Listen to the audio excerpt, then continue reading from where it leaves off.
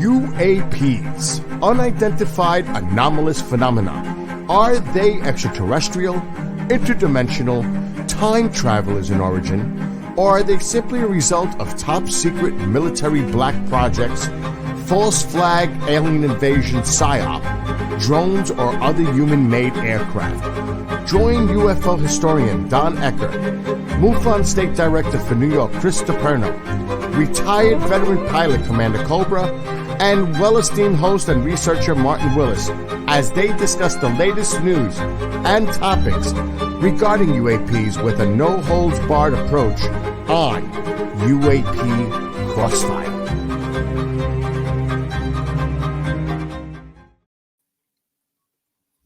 Supposed to be doing the latest news? I didn't know that. Hi, everyone. Welcome to the show. Tonight, we have an extra special guest, Marc D'Antonio. In just a couple of minutes, we're going to be bringing in another special guest to talk about contact in the desert. But let's all say hi first, and we'll start with Chris. How you doing, Chris?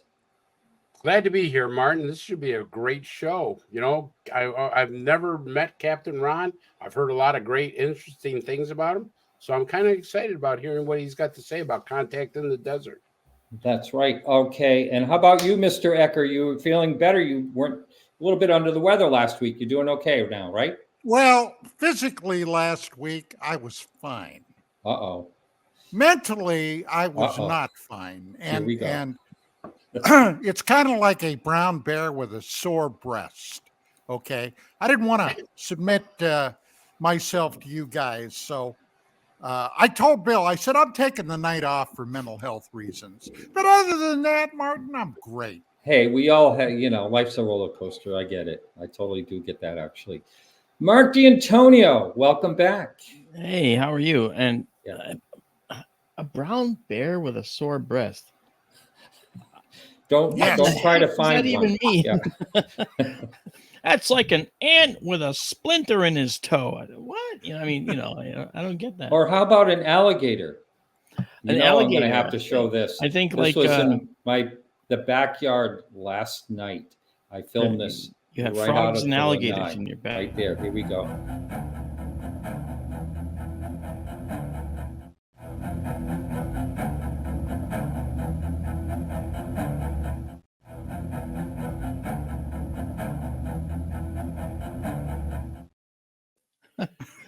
Martin, what happened to the landowner of the place? Missing. Yeah. You got the place cheap, did you? Yeah. That's my emotional support animal, by the way. So anyway, yeah. But TSA doesn't let you fly him. Well, actually, he is luggage, so. Yeah, they do make great suitcases. Yeah. Oh no, we're really going. But going south here. But I think it's time we bring in Ron, a special guest, Ron, and we're going to be talking about contact in the desert. But let's bring up the commercial to that first, and then I'll bring him in.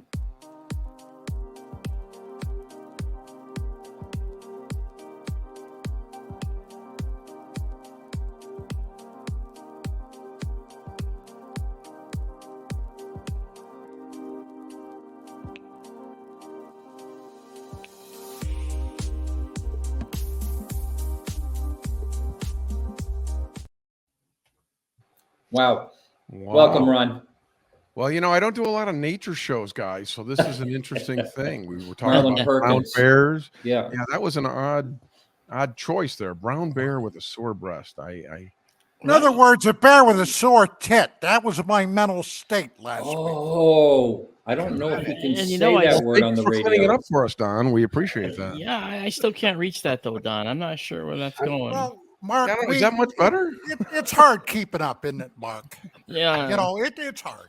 It is. Give me a break. Well, I think that's one of the 7 words you can't say on TV. And what did George Carlin say? And it sounds like a snack. Let's not even go through that list. All right. Yeah, I do know the whole list. I've watched him religiously, but that's right. I think this is great. And I gotta say, I am privileged that Ron's here too, because he's having me back at Contact. I can't wait. It's gonna be really exciting. I'll be doing 3 talks there too, right, Ron? So I'm gonna have a good time. And a bus tour that's off property. We're going to do that for the first time. We're going off site out into the desert for the Skywatch. In the dark. Contact. And Mark, you doing that? Yeah. We set up a bus for Mark. It sold out immediately, so I put another one up. Sold out immediately. We sold out 2 buses immediately. So this is fantastic. Well, Ben Hansen's going to run the Skywatch. Ben's going to be on one bus, and you're on the other one. And then we go over, and then you guys are going to be very cool. Looking at the stars from the desert. There's no light pollution out there. Yeah, we found a really great spot to do this. We've already checked it out. It's really going to be a lot of fun. Yeah, Ron, I'd like to ask you how you started Contact in the Desert.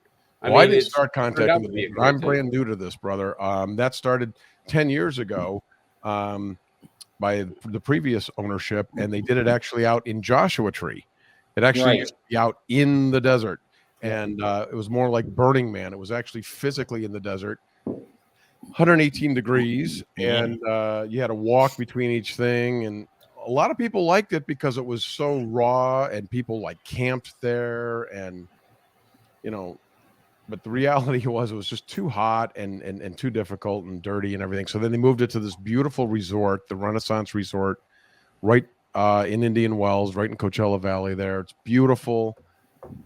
Vegas-style pool, air conditioning. It's fantastic. And Gordon and I just took over last year. We worked with the previous regime. And this will be our first event. And we're celebrating a 10-year anniversary of Contact this year. And that's why the lineup's so amazing. Yeah, 73. Is it? It says over 60. 73 different speakers talking this year, which is just ungodly. That's baffling. And you know what, Ron? I got to tell you that in Contact, this is the first conference where I'm speaking, where I'm actually going to be giving away astronomical equipment to the people that attend my lectures. Yeah, how cool is that? You're going to give away some binoculars and a telescope system. Yeah, we're going to give away telescopes and binoculars, Ron. So like a real beautiful giant telescope, not Celestron telescope. Nothing, nothing crappy. And I got to say, Ron was actually instrumental in helping us do this because he helped us set up the logistics of all this. Because you got to imagine how many things probably are on his shoulders, right? He's got 1,000 things to worry about. And then some guy wants to give away equipment. Holy crap. Where are we going to get the raffle tickets to give people coming in the door kind of thing? But he did it, man. He and Bree, I mean, and I guess there's Victoria, not Victoria. Who is it that, who else is working with you? Jamie? Yeah, maybe. I can't remember the names of everybody involved. Yeah. We're all working really hard. You guys are going They're doing crazy, a great man. job. And, it's really, the good news is, I mean, it's a lot of work. It really is. Like, we're feeling a little overwhelmed right now. But the good news is, everybody we're talking to, it's kind of an exciting thing. Like, it's building up to something. Like, you can just feel it. And people are all like, oh my God, I saw this guy's going to be there. And I saw this panel. They're doing 14 panels this year. We've never done anywhere near 14 panels. And that's going to be really great. Yeah. Well, I'm afraid I can't make it this year, but I'm definitely planning on making it next year. What's wrong with you? Well, drop everything for this, man. Yeah, there's a commitment already. Sorry, but but it's a real. I mean, it sounds like there's live music there. There's all kinds of stuff going on. We have a live band on 3 nights. We have a live DJ. Adam Apollo, one of our speakers, is going to DJ on Friday night. There's just a lot going on. We're going to play 4 different documentaries that are brand new, that are in our field, that have never been screened before. So we're going to get sneak peeks of 4 different documentaries. And E.T. is one of the Hollywood movies, and Dee Wallace, the mom from E.T., is going to be there. She's going to Ron, do you have a website where all the speakers are listed? Absolutely. Contactinthedesert.com. I'll bring that up in a minute here. Yeah, go ahead. The first link after about is speakers. So you can just pop on there and you can see all of them. And one of the things I have mentioned before, and I'm sure everyone that's been to conferences will agree with me, is that the hallways of these places, that going to dinner and talking to all these people, that's where so much of the fun is, just hanging out with people and meeting new people that have the same interests. It's such an awesome absolutely. What's unique about Contact, unlike many of the other conferences, is that we take over the entire hotel. So we literally rent the entire thing. So you have to, everybody that's there is part of our conference. So you can talk to anybody in line for food or drink or anything. They'll all be part of this event. George Knapp's going to be there. We're really excited about that. He's sort of new to that. Dave Foley and Tom, those two guys are awesome. Yeah, absolutely. Yeah, absolutely. That their podcast is huge. And Paul Hynek, another wonderful guy to have. Yeah, there. You know, we're going to do. There Mark, he is, Mr. Marc D'Antonio, man. D something, yeah. And Michael Schratt, he puts on a really good. Yeah, he's very thorough. Graphic. I like what he does. And then Tracy, it's great remote viewing. I know that, and what a lineup, and it just keeps going here. Wow.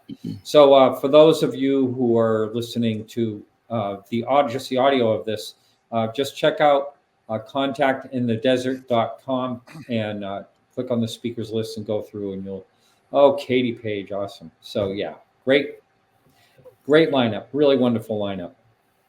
Yeah, it's going to be a lot of fun. We got a lot of other ancillary things going on, like the movies and the bus trip, and we have a banquet, and we're going to do a Contact in the Desserts party Saturday night. We're going to. Is that a contact sport with the dessert? We were just talking about trying to not throw cakes around, but we're going to have lots of fun stuff there. Friday night is the meet and greet party. So that's like you're saying, that's the fun of this, of being there live, because you can interact with the speakers, and having the speakers interact with each other is always good too. Kind of see what they're working on, where they differ. For the first time ever, we're going to actually have offer live streaming. Just for the 14 panels, so you can participate. They're going to be like some behind the scenes stuff and online chats and a lot of different things that we've never offered before. So that's cool. And we're also offering 1-day passes. So if people are, afraid of dipping their toe into this, try it for a day. Good idea. There's so much to see there. Thought. Yeah, I was overwhelmed when I went. My first time I think was last year, Ron. I've never. Oh, is that right? Yeah. There's 7 or 8 stages going at the same time all day. I know. You got to pick a track, and it's like crazy. It's wonderful. Yeah. So the only problem is to decide what to do next, and which choice to make. Do I want to see this guy or that guy, or this panel or that? Yeah. I'm scheduled to do a lecture.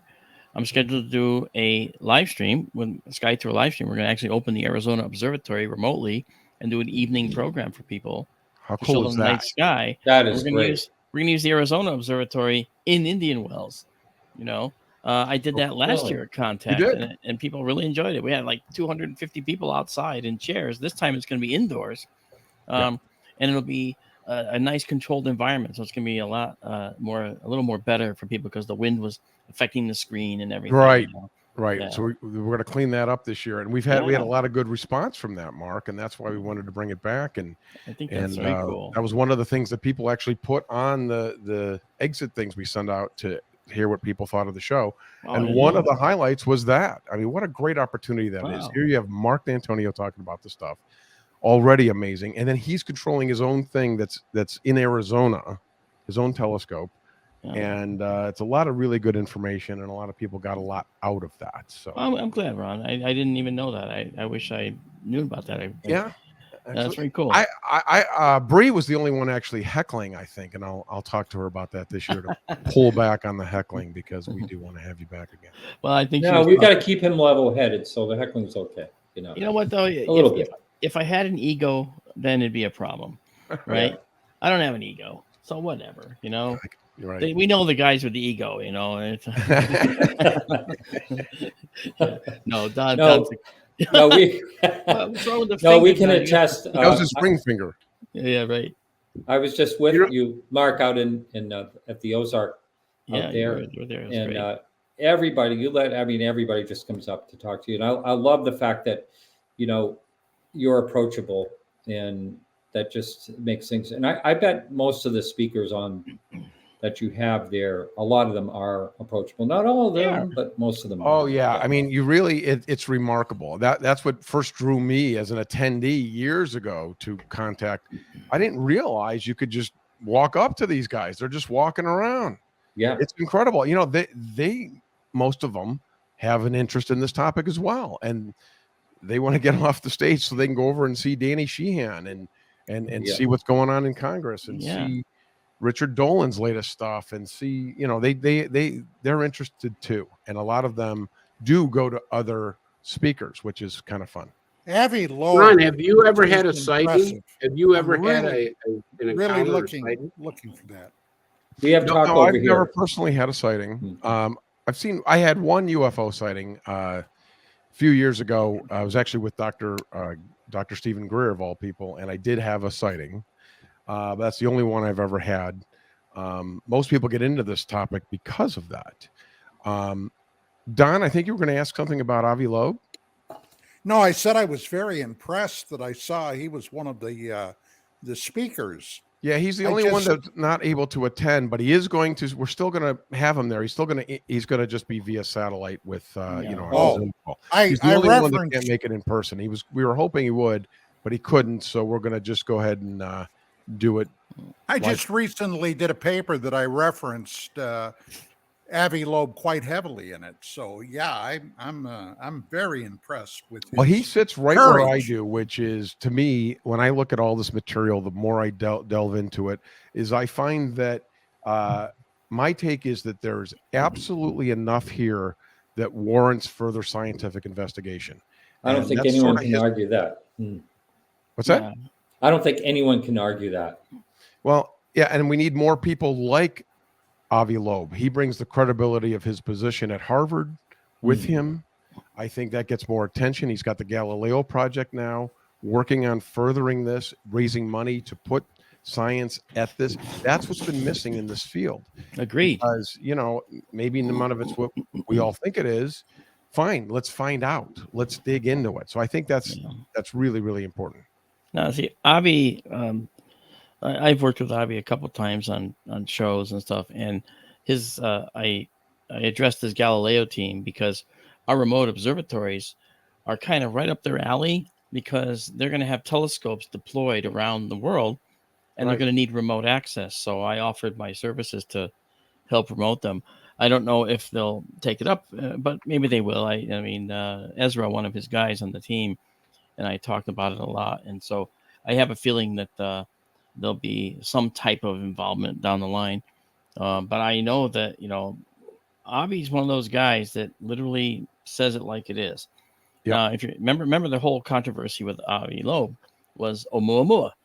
Okay. Right. Messenger from the stars. Okay. Oumuamua shows up, and we didn't see it till it was already leaving. It went around the sun, was already leaving.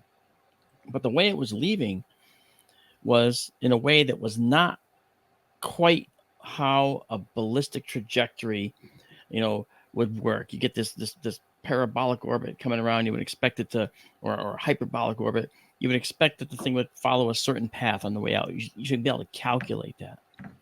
And it did something very different. This implied that maybe, and this is his only sin in the science community, if you will, maybe this object was powered in some way. He didn't say it was. He said we can't deny the possibility that this is a powered extraterrestrial object, perhaps a solar sail. And the other thing that people thought was it was long and thin spindle. That's not at all what it was. No. It was actually a flat pancake. I know. Here's the images.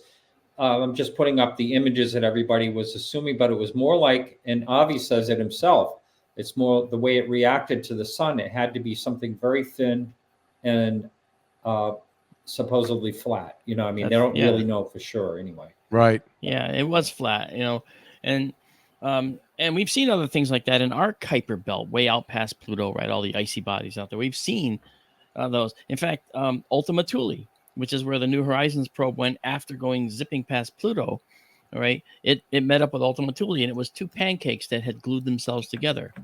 Because when they hit, right, they have a lot of ice, right? So when they hit, the first thing that happens is there's a little friction generated that melts and refreezes almost immediately. So now they're cemented together basically, and there's nothing to break them apart. So now these things are orbiting on their own out past out in the Kuiper belt. Pretty cool stuff.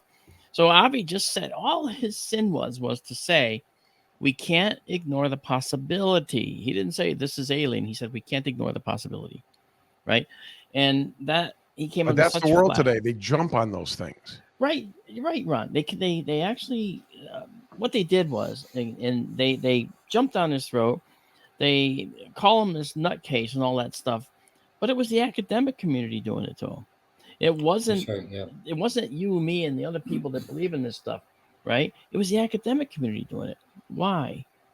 Well, it's because, in my view, and I could be wrong, they're not ready to accept the possibility that extraterrestrial life has found us.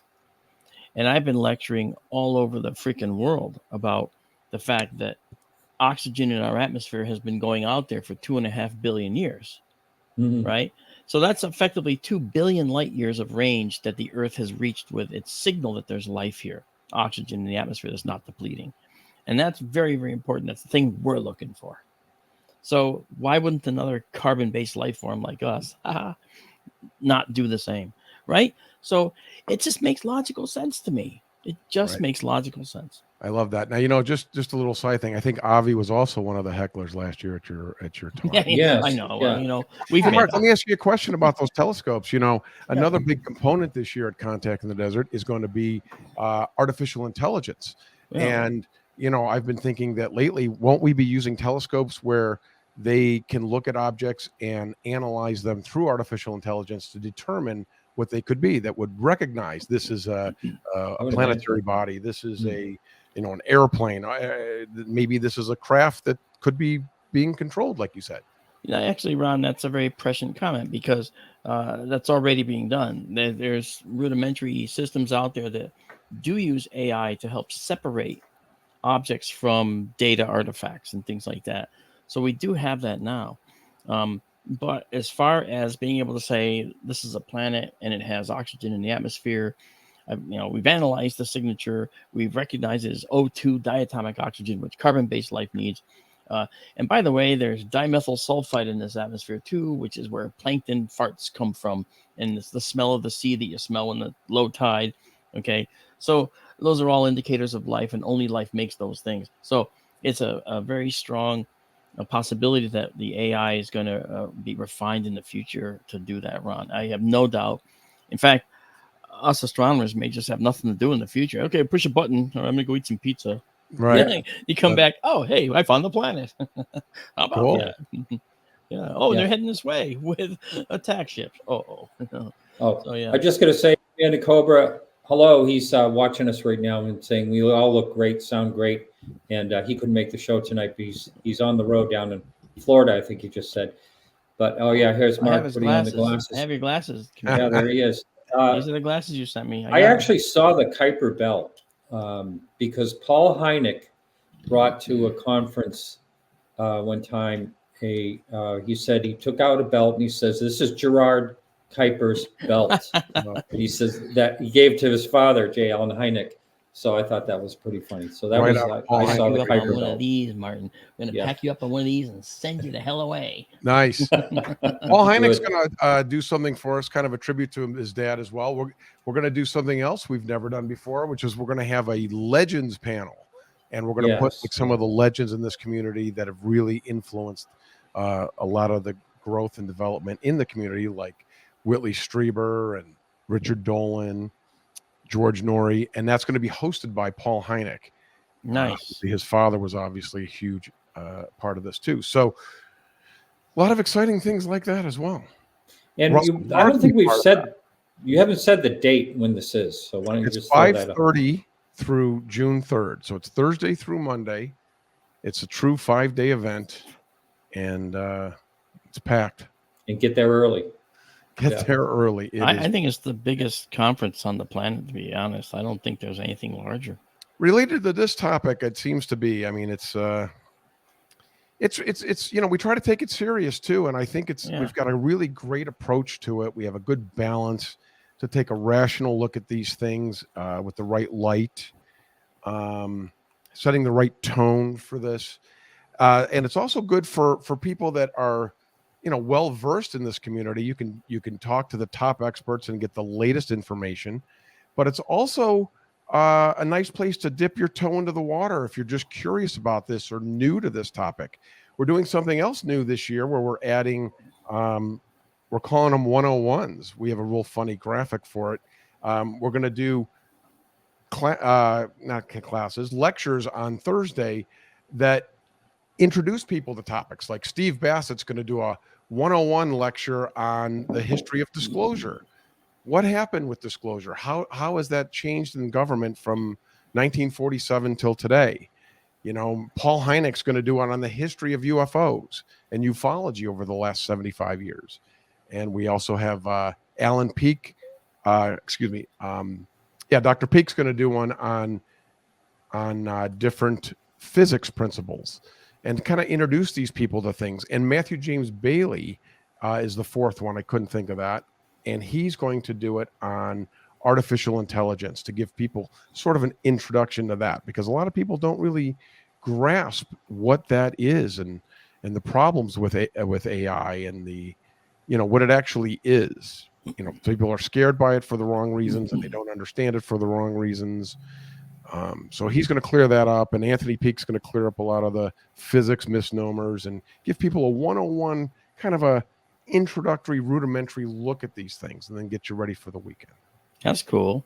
And next time I'll be happy to do one on astronomy or one on photo and video analysis. I think both of those would be good. Mark, we could use you pretty much every day, all day. I'll tell you, there's a lot of things we can ask you about, man. Well, don't hesitate, man. We can talk. All right. Yeah. Well, thank you so much, Ron. Go ahead. In the chat, Chris. wait a minute. In the chat, people were asking about the price. Maybe you might want to tell them what the price, because I think for what you're asking is a pretty low price. Well, yeah, that's the idea. I mean, this is truly a mission-driven thing. We try to keep it as low as possible. It goes up all along. I don't know what it is now. Let's see what it is today. It's $349 for the 5-day pass. So you can go for all 5 days and go to everything for $349. I think Don just fainted. What happened to Don? He's not coming. I'm here. He just went to contactinthedesert.com to get his pass. That's right. At the $349 price. To beat you guys. And that gets you a pretty good price, Ron, for 5 days. It's for 5 days. That is a great price for 5 days. Yeah. Every single one of those 73 people, you get to see them for free. There's an opportunity to see every lecture for free. All the lectures are free. All the panels are free. We do have a couple of paid events. Like if you want to see somebody that you really like Marc D'Antonio, for example, you can go to his workshop.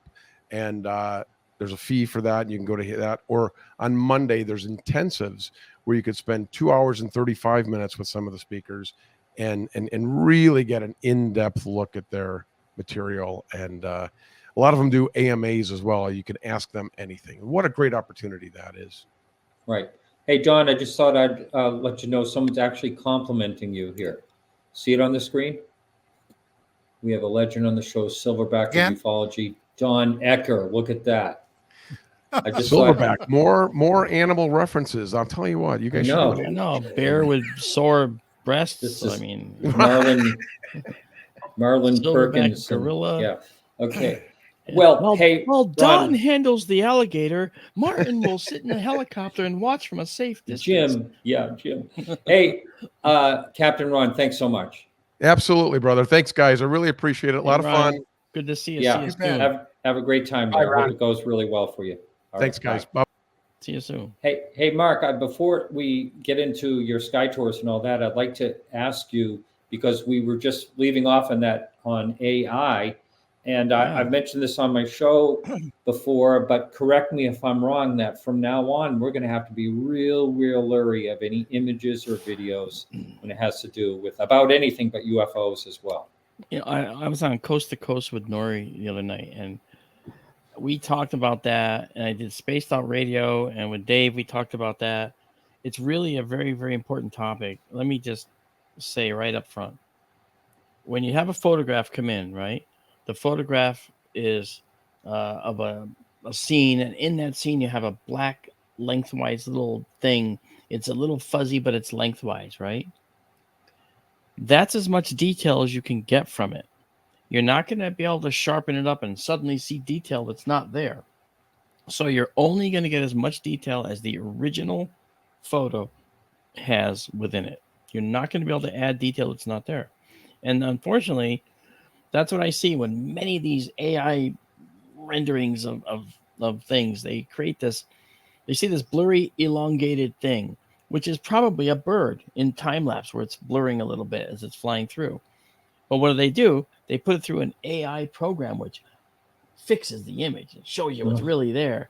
What it's doing is it's adding data to the image and creating something from nothing. So it's adding data that's not there. So it's funny because I've seen these come and I just pounce on them on social media because this oval fuzzy thing becomes this oval craft with wings and with rivets and with control surfaces and all kinds of. And look, there's a porthole. And I mean, seriously, and people buy it. It's no, this is not what that is. This is probably a bird. This is artificial intelligence manufacturing the image that it thinks, it want to see. You seed it with whatever you want. I want to see if there's a UFO in this picture. Oh, I'll find you a UFO, all right. And that's kind of what its approach is. And it makes a UFO where none exists. And we're just at the bottom floor of AI. We're going to see it's just going to progress more and more and more, and things are going to be more and more unbelievable. I think it's scary. Ron said maybe we're scared for the wrong reasons, but one of the reasons, that scares me is, they could have a leader. I mean, they do these deep fakes now that are just so authentic looking. Yeah. And, so hard to say that Putin would say he was going to launch, or whatever. There's just, that part is scary to me. Yeah. And I think I just say, Martin, piggybacking on what you were saying, I'm more worried about the people who are going to be using AI than AI itself. Because AI can be a great tool in some respects for medical reasons and, surgery and things of that nature. But if you put AI in the wrong hands, then I think that could be very frightening. I agree with Chris 1,000%. Yeah, and how are you going to stop that from happening?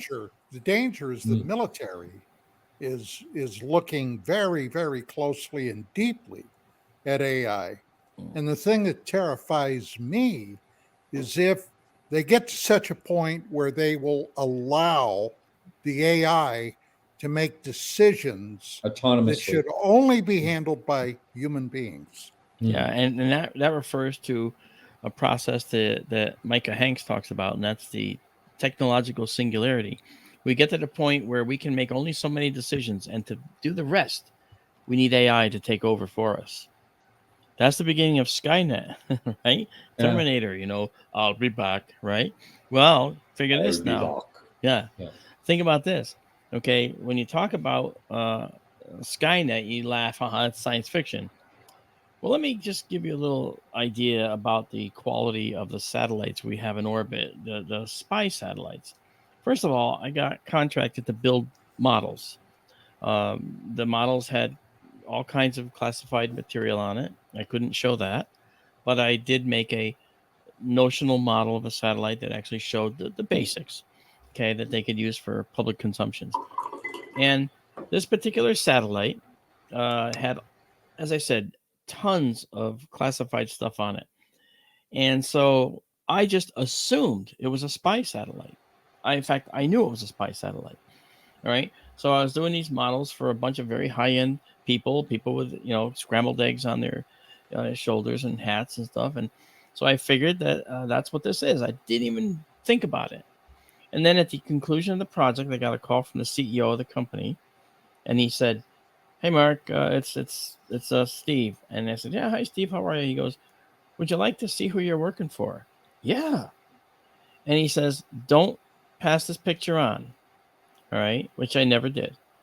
It's a picture of Sergey Brin and Larry Page, the Google guys. It was a Google Earth satellite. Wow. Oh, yeah. And I saw what it could see. It could read a license plate from orbit at an oblique angle. Okay. It could make a rough identification of you, Martin, standing in a mall, outdoor mall. Exactly. Okay. Wear hats. No. All right. So the point is, what the hell do they need that for? I'm about to tell you. That's exactly good. Great question. What that told me was that they were in bed with the DOD and they were getting their Google Earth satellite, getting paid to make it, and they were making it so that it could do even more than they intended themselves. So they got the money in the budget through the Black projects to make this thing a absolutely incredible satellite. And you know what? It is. Now, at the time, I had a very high clearance. I was down in the satellite ops building for this office, and even with a high clearance, I couldn't see this particular pass that they were doing. So I went into satellite ops, and there's another room surrounded by glass inside, and there were operators in there with screens. And I'm in the outer ring watching, and we got an announcement, classified pass, 15 seconds. Okay, classified pass, 15 seconds. I'm saying, oh, okay, cool. Meanwhile, over the next 5 seconds, the windows started to dim, and they went black. And I was standing with the guy from the company, and he said, yeah, it's a classified pass. Oh, okay. And in that field, obviously, you don't say, I want to see. Obviously, unless you're read in, you don't see anything, and you'll live with it. So anyway, that lasted about 40 seconds, 45 seconds, and then the window started, okay, and they came back, and the announcement came through that the pass was concluded. And so that was what they did all day long. So it's a room within a room, okay, isolated. So the people in the room probably had extremely higher clearances than I had, of course, and were read into the program, so they could see it. I think that is really something, and to find out that was actually the Google Earth satellite just blew me away. And how many years ago was that? That was 2008. Oh, wow. Yeah. So, Mark, basically what you're saying is that satellite might have facial recognition on it, right? Well, the satellite doesn't have facial recognition, but the satellite has the capability to show you faces so you can do recognition. Right. But if you're using AI for face, because they're using AI for facial recognition and stuff of that nature, so I'm just thinking the DoD would have one hell of a weapon to be able to have the ability to facial recognition of terrorists and launch a missile from a drone right onto them like that. That is certainly, and I don't have any direct knowledge of this, of course, but that is certainly the plan. Well, don't think for 1 second that AI is not being utilized right this moment. You're right. With all of these college campus insurrections. You're absolutely right. You're absolutely right. Now, how is that, Don? I'm curious to hear why that would be. Well, okay. Not that I want to take a dump on anybody, but what's this all about? It's about Palestinian sovereignty, Palestinian from the river to the sea. All these kids basically have aligned themselves with a terrorist organization, Hamas. Yeah. Okay? Hamas. They're supporting Hamas. They're supporting all of this business. And don't you think that the American intelligence agencies would like to have an idea of who these people are? Not to mention that many, many, many people that have entered the campus are not students. They are outside, let's, for the want of a better term, call them agitators. And they're going to want to know who that is. And if not the feds, the state and the local municipal authorities are going to want to know what they're dealing with. So that's why. All right, let's keep it more toward UFOs if we can. And I know that's a hot topic. It's a hot. I know you were. My fault. But anyway, Mark. The cop asked the question of the other cop. Mark, do you understand what this is up on the screen here? Can you talk about? He just sent in. I do not, and I'm sorry. I know that Wildcat asked me about that. All right. And we'll ask Wildcat to elaborate. Yeah, on elaborate on that. That would be great. Yeah. And so, Mark, let's talk about your sky tours that you do. What for? And I thought we were talking about UFOs. Well, some astronomers see UFOs. So we're going to be talking about that later. I saw that document you sent, and that's actually really interesting. First of all, the SkyTour thing, that started, 5 years ago now? And it's actually, we started with one observatory, and we are now moving up to a second observatory. We've got the funding. We actually purchased the equipment, and we're going to be we broke ground in Benson, Arizona for this second site. Yeah, we're going to be putting a telescope down there. It's going to have a number of other instruments in it that's going to allow us to see different things than the other one, but similar things at the same time. For the first time in history, we're going to be able to take 3D images of the moon, because we're like 150 to 175 miles away, 150 miles away maybe, from the current observatory, and that's enough to actually show the moon from a different vantage point at that same instant in time. And so from that particular point, you're going to see a little bit different part, a little bit more of the moon from one side versus the other, and it's going to allow us to actually see the moon in 3D. If you use like 3D glasses or you use the cross-eye technique, we'll teach people how to do that. First time in history. It's never been done.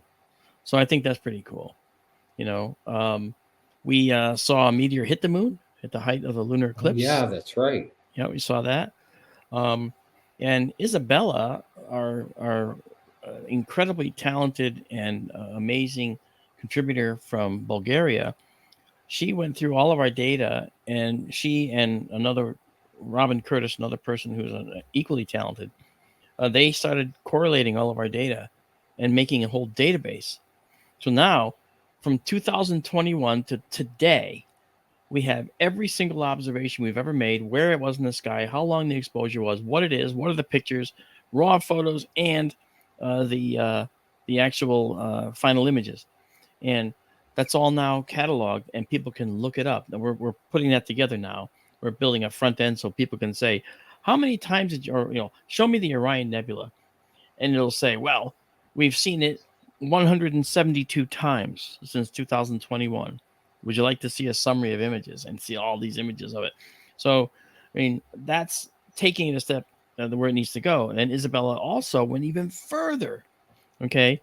She finished cataloging the data to 2024. And then what she did was, I'll tell you why this is all important. Then what she did was the important thing. Okay. She went back and took the images from all those past years of the same objects and then compared them to each other.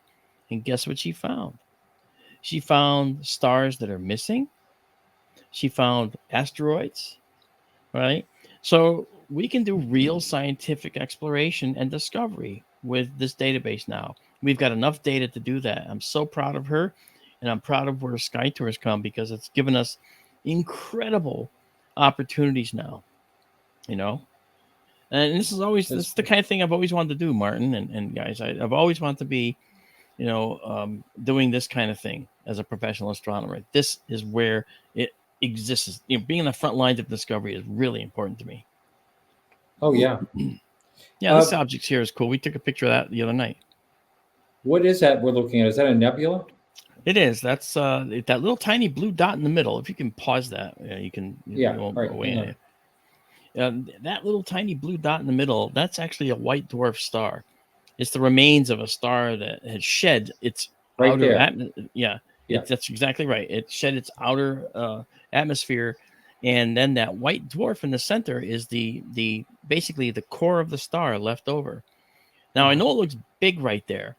Now this thing is however many thousands of light years away, but it still shows that tiny white dwarf in the center, and it's very obviously bright, as you can see. Guess what?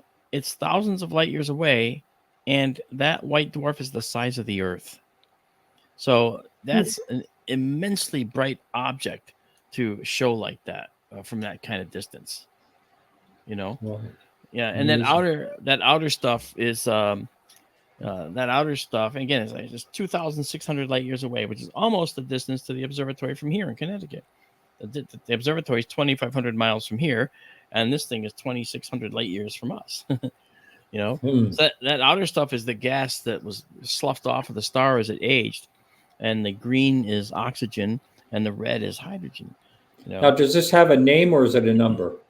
This is called the Owl Nebula because it kind of, if you turn your head to the left a little and look at it, kind of like that, kind of looks like an owl, doesn't it? Pareidolia. Yeah. Right. Oh, Mark, I see what you're saying. For you. Yeah. So NASA's got a panel now, and in a report they're saying that there are 40 billion Earth-sized potentially habitable planets. This is what they say there's a possibility of that. Yeah. How do we, the scientists, go about trying to figure out if this is a planet that has everything that could have life on it? What are the elements or things they're looking for? All right. First of all, let's take a step back to the universe as a whole and look at abundances of stuff. Okay. Obviously, we're used to Earth. We grew up here. We evolved here. And so we just think it's all the same, except here on our planet, we're made of carbon. Carbon is the essential element within all of us that makes us what we are. And in order for that life that for us to have, which is carbon-based, to exist, we need to have oxygen. So carbon and oxygen are the really most important elements in the periodic table for human life effectively, right? So carbon is the fourth most abundant element in the whole universe. Number 4, okay? Number 3 is oxygen, okay? That's the third most abundant. Then you have helium, and then you have hydrogen, okay? Hydrogen's the most abundant, then helium, oxygen, and carbon.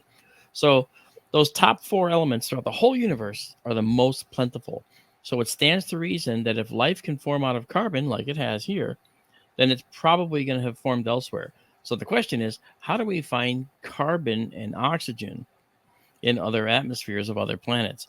And that's a very good question, Chris, because with the James Webb Space Telescope, now we can. Okay, because what happens is when oxygen molecules combine or collide in an atmosphere, they actually leave behind a signature that they did that. And that signature shows up in the infrared light where the James Webb sees perfectly. And that's the thing that we look for with the James Webb. We're looking for that collision between oxygen atoms.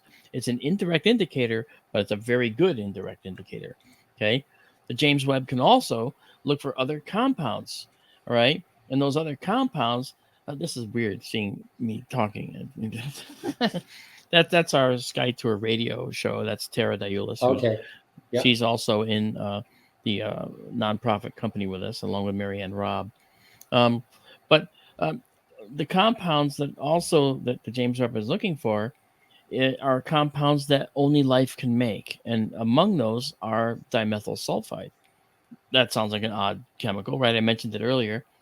But that's a compound that if you drive by any harbor where the tide is out, you smell that stink. That's dimethyl sulfide. You're smelling dimethyl sulfide. And so that dimethyl sulfide is something on our planet that's only made by life. That's it. Only life makes it. So you know what it means? It means that if we find it around another planet, holy cow, did we just find life? And the James Webb just found dimethyl sulfide. So it's possible. Oh, when was this? This was actually a finding just a few months back, 2 or 3 months ago. Wow. And so it has to be confirmed. But once it's confirmed, we're gonna have some indicators that maybe James Webb has found life. It doesn't mean life like us. Right, but I mean, this would be like the biggest discovery, and who knows who's showing up here and all that. But I mean, this would be a major announcement, I would imagine, if they can confirm that, because it just has to be life, right? Providing, of course, they make the announcement. Yeah, there you go. Well, they announced the dimethyl sulfide, so I suspect that they're probably going to, be willing to talk about it. I don't think there's anything to gain by saying we found life and we're not going to, tell anyone about it. Because think about it. I do a lecture about this too.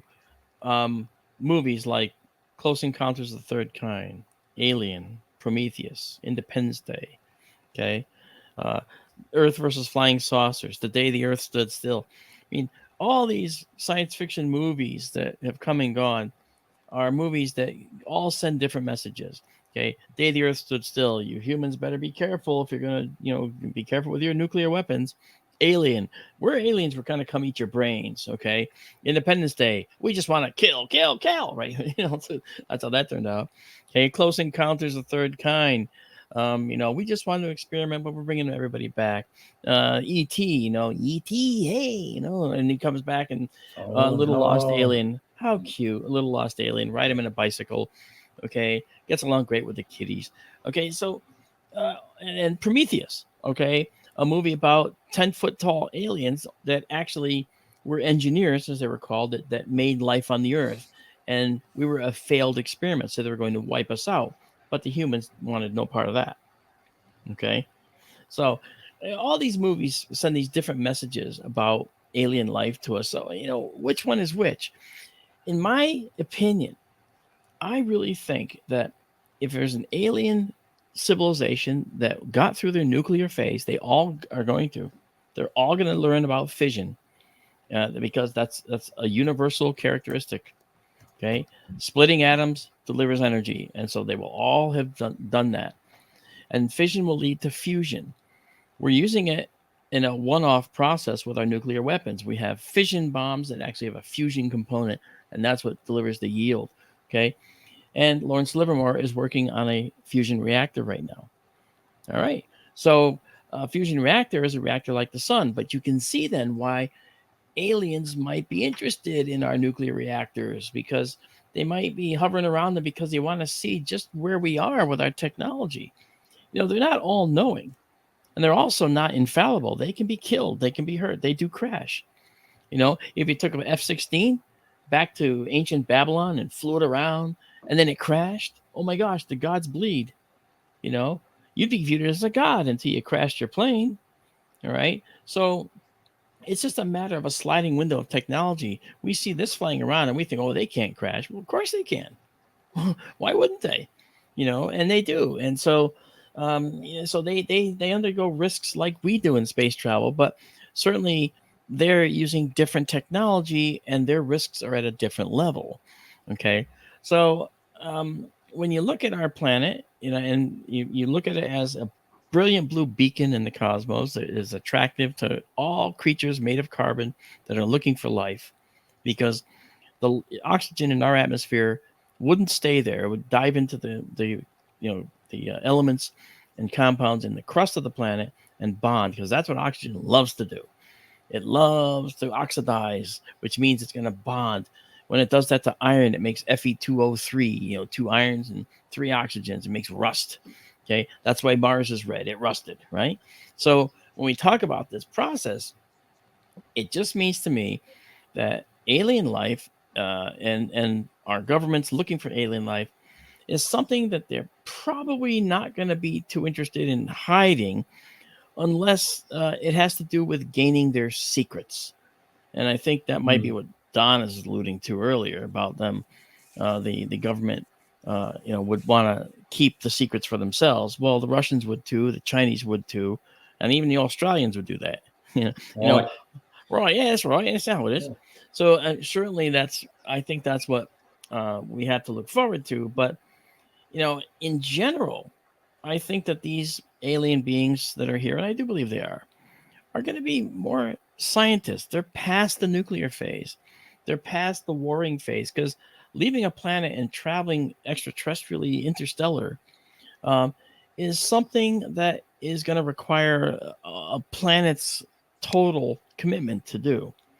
Well, the same thing could be said for middle age Europeans when they went out exploring in their sail ships. The Spanish, prime example, came over, discovered Central and South America. What's the first thing they did? They went in to subjugate the natives. Why?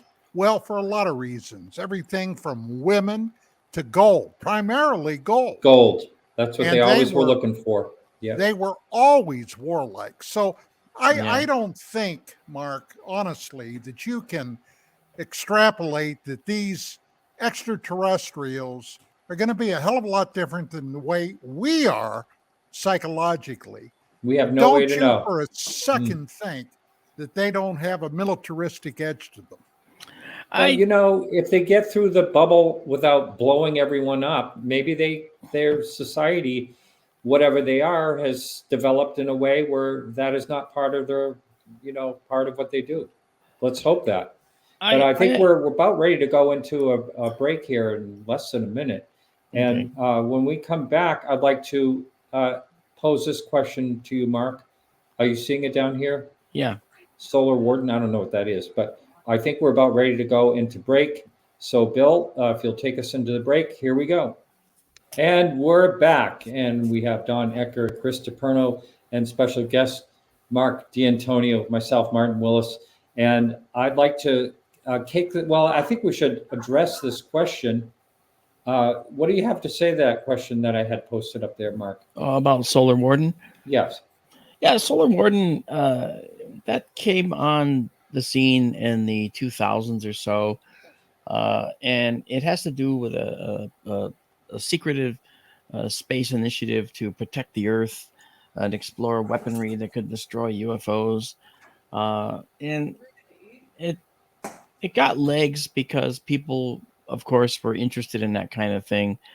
But as far as it being a real program, I've seen no evidence of it in everything I've done. And I'm actually pretty open about the things I've done. I mean, I'm no longer in the know, so to speak, with the special projects side of things. I still do work for the Navy, but I do publicly known projects. I don't do anything other than that now. It's just too invasive.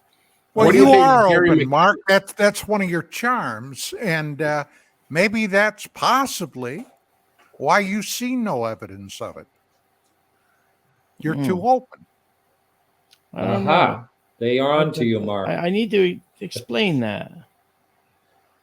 You got some explain that. Explain to me, Decker. Explain to me, Decker. What do you mean? So, I understand. So I understand the theory. I just haven't seen any evidence of it. To be fair. What about Gary McKenna, Mark? What about Phil Schneider? I mean, I know that there's cases out there that seem interesting. Phil Schneider had me going for quite a while. I actually thought that he might have really encountered something, but then I started seeing all kinds of other contrary things about Phil Schneider. And by the way, if you see Phil Schneider on social media, the man's dead. He's been dead for quite a long time. So it's not him. Yeah. And our friend Dean Alioto is going to be revealing in a documentary coming up more about Phil Schneider. Everyone should keep their eyes open for that. Yeah. I did a project with Dean. He was a great guy. He worked with us with Doug Trumbull at the studio. Yeah, Dean's a wonderful guy. Really funny too. Hey, Mark, I want to address this situation because I think it might have been Neil deGrasse Tyson, but I'm not sure. It was someone like him said, if UFOs are so prominent, then why don't any astronomers see UFOs? And au contraire. Au contraire, indeed, from what you told me, Yeah. So, but I mean, what do you say to that? I mean, a lot of astronomers are looking through a telescope, and for you to see something through a telescope, that would be rather rare. I mean, I saw a meteor through a telescope, and it almost blinded me. Yeah, that's actually a pretty a rare event. To be fair, most astronomers don't look through telescopes. In fact, most astronomers are just looking at data. And they're just looking at the data acquired by the Hubble, by the James Webb Space Telescope, by the stuff at Kitt Peak, by the Solar Telescope SOHO, by the Chandra X-ray Telescope, by many of the other, airborne or spaceborne and ground telescopes, the Keck telescopes on Mauna Kea, and just to go on and on, Mount Tates telescopes, the Canaries. I mean, we got all kinds of information. And yes, the telescopes are open all the time looking at the sky. at a very, very narrow spot in the sky, and then they get their data, and that is like several years of research that goes on after that, where no one's looking at the sky for that particular thing anymore. So it's actually kind of rare that astronomers look through telescopes, frankly.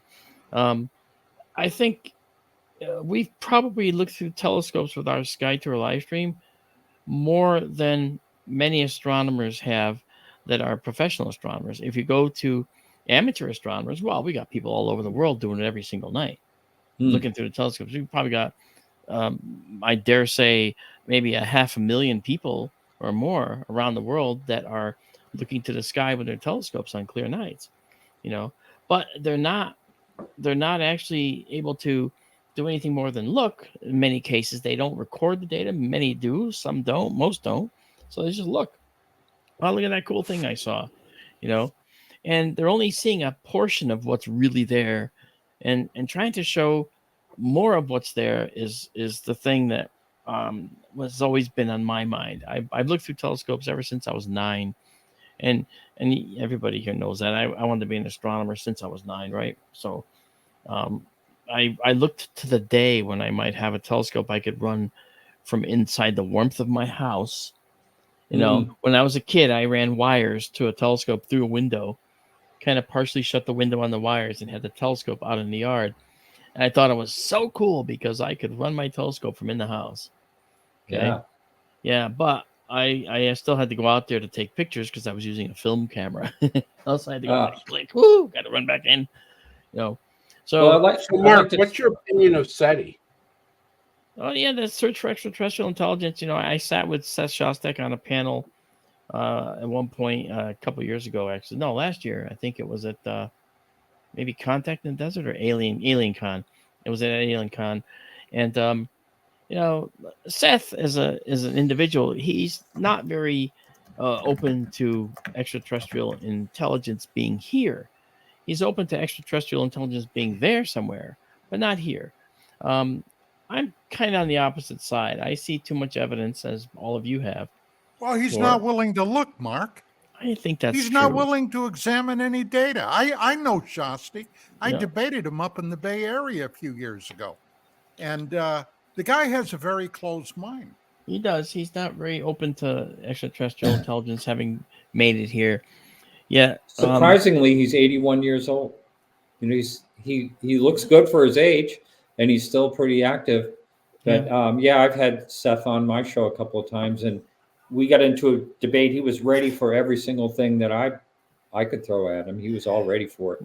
But he's been hearing it for years. I want to just tell you, gentlemen, I think it was a great story. I think I said that comment one day on my show, and a listener contacted me from the UK. His name was Andy Fleming, and he was a amateur astronomer, and he did a radio show in the UK every week on astronomy. And he says, I'm contacting you because I am an amateur astronomer, but I was carrying my telescope going home from a hill. He lived near some hill somewhere that he used to bring his telescope up. And he said, all of a sudden, this big, huge triangle floated right over me with 3 lights. And so he says, so I got to tell you, I'm more or less an astronomer. It's my whole life. And this thing floated right over me. Yeah, so.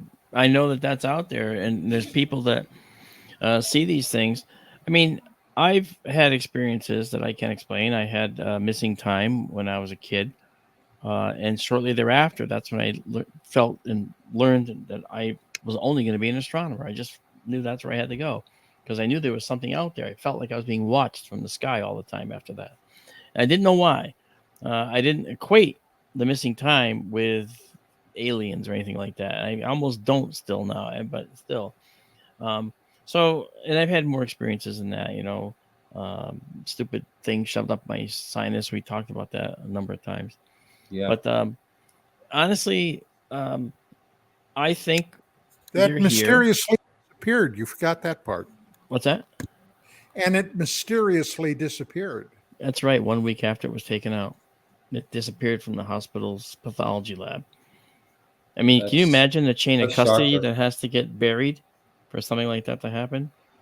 That's really not a good thing. Insurance companies really frown on losing samples. Okay.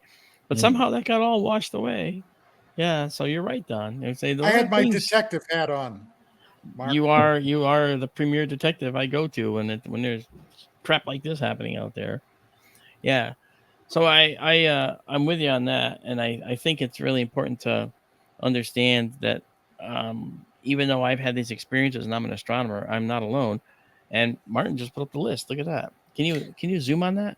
Yeah, what I can do, yes, I can. What I can do also here is just tell you that I was trying to find, I saw this out there, but everything was behind a paywall. And so then I saw on Reddit, someone wrote that they had this copy. And so if I wanted to access it, I'd have to ask for permissions, Google permissions. I never thought I'd see it before the show, but luckily this person was kind enough to give me the permission because I said I was going to be sharing it on a show about UFOs.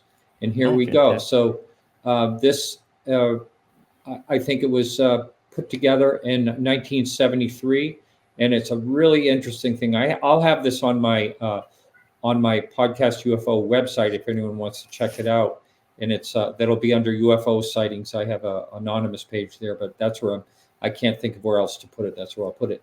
But look at this. These start going back to November 17th, 1623, and then 1676. This is fascinating. And so these are supposedly people, that were considered astronomers over the years, and all these sightings.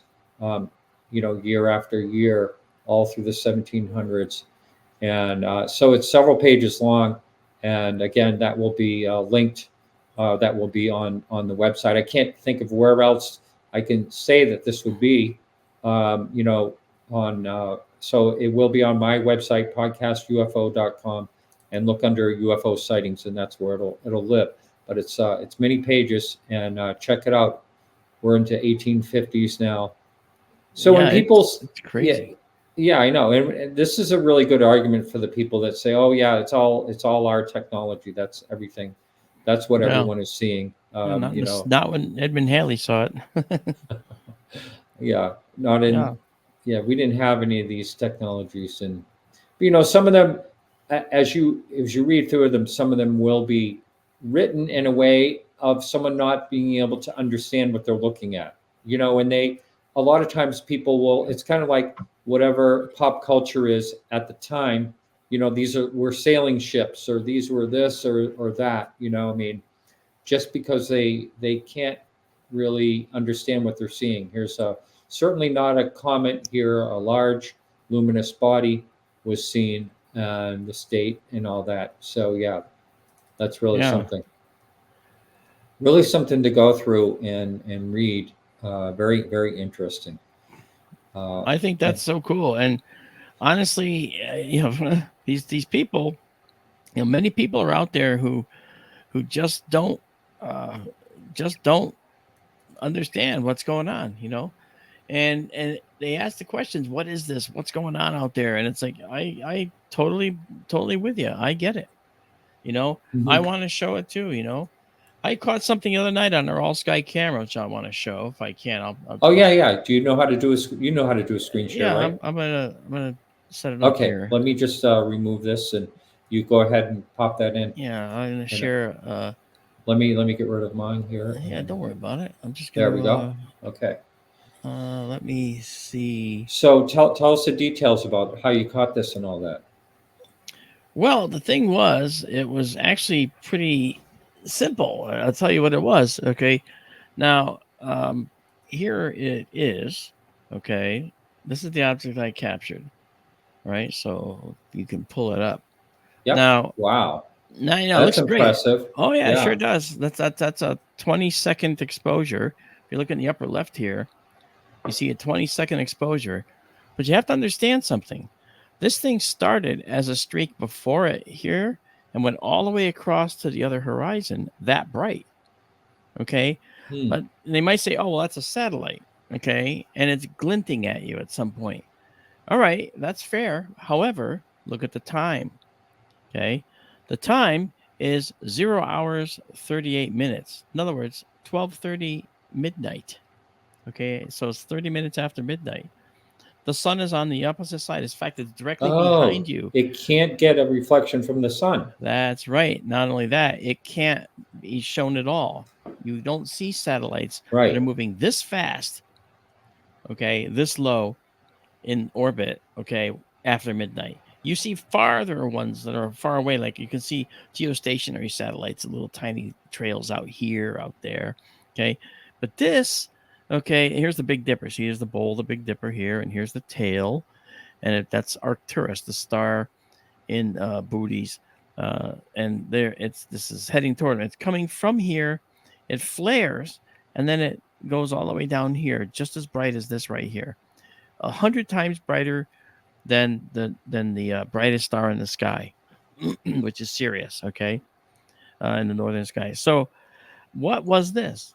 So I did some research and I found out that this object could have been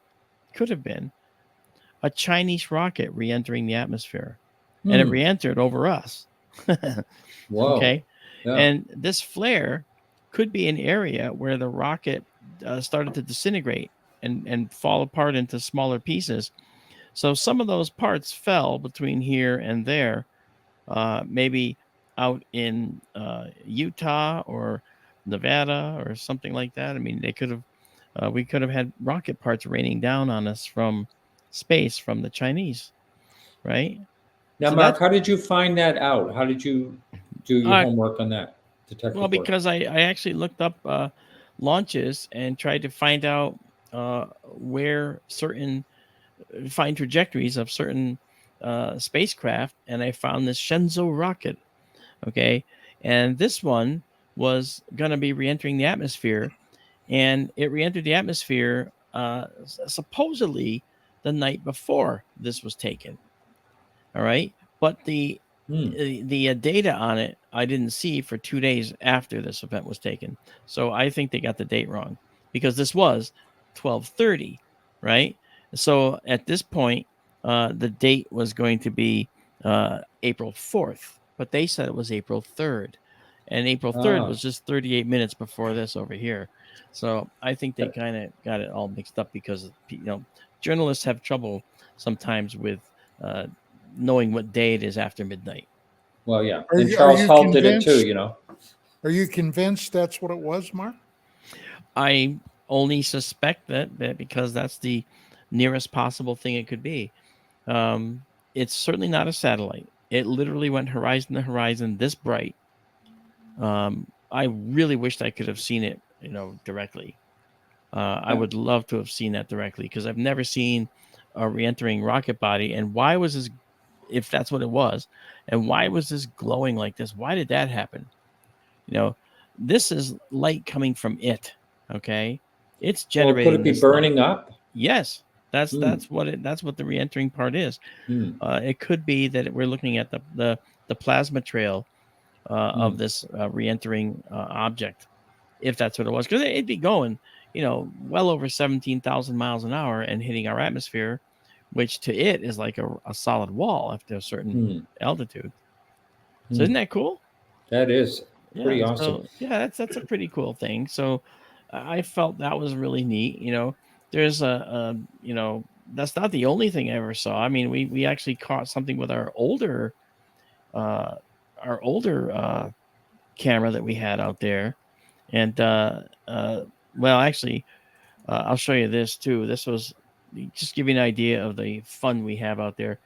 This was also caught on this was also caught on our let's see if this is gonna be the right one here. I don't know if this is gonna be the one, the same one or the old one. Now, have you, while you're looking for this, have you heard, you know, in conversation with other astronomers, of anything really phenomenal that they've spotted live like that?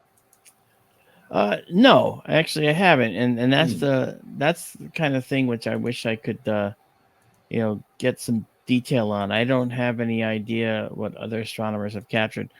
I know what we've captured, and we've captured astronomical events, right? We caught the meteor hitting the moon. That's pretty amazing. Think about that. At the height of a lunar eclipse where the moon is blood red, you see this white flash, pow. And we were one of 5 people on the planet that caught it. Well, 5 groups. Is that right? Yeah. Nobody else got it. That's amazing. We found it. I don't know. Now, are you able to grab that image? Oh, it's a stream. You can go watch it happen live. Oh, okay. Because we actually made it. It was a live stream at the time. Yeah. So it was really cool. So, Martin, I have a question for you and Mark. I'm very impressed with the list that you put up of all these astronomers and even modern day astronomers that, have looked at things in the sky, have not been able to explain some of the stuff up there. But then you have a person like Fitzpatrick who comes out in Arrow and says that he's never seen anything that makes him believe that there's any extraterrestrials. And I don't see the scientific community pushing back on him. I mean, yes, some whistleblowers, some news people have, but not the scientific community that actually look at the sky.